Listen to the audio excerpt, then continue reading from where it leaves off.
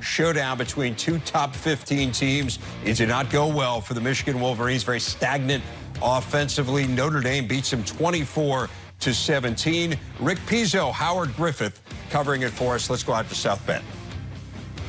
So Notre Dame now 6-0 all-time in night games against Michigan played here at Notre Dame Stadium. Shea Patterson had moments, but as a whole, Howard, this Michigan offense struggled to find its identity tonight. And I think that's the biggest point right there. When you talk about having an identity, there wasn't one tonight. I thought they were able to make some plays early when they spread the ball out and they had them in the shotgun position. But then they started to go under center, and it was hard to get a gauge on what they were trying to do. There was no rhythm in this offense. Defensively, Rashawn Gary, Devin Bush made some plays, but ultimately this Notre Dame offensive line held its own against the front seven that is supposed to be one of the best in the country. Yeah, I thought they did a good job. You're talking about Notre Dame in the first and the second quarter. In third quarter, this defense really started to make some plays and really got pressure on Wimbush, started to make some errant throws.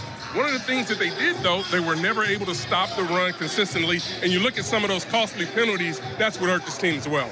Ultimately, there have been so many questions about Michigan, what this year means for the program, for Jim Harbaugh. After this defeat, what's next? You got more questions, right? You still want to figure out what they're trying to do offensively. So they're back to the drawing board, in my opinion, because there were times where you looked at this Notre Dame football team and they were giving this game away in the third quarter. Michigan was never able to capitalize on it. The hole just a little too deep for the Wolverines to dig out of as Notre Dame holds on for the victory, continuing its unbeaten streak here at home against the Wolverines in night games. That'll do it for me and Howard Griffith from South Bend as we send it back to the studio in Chicago.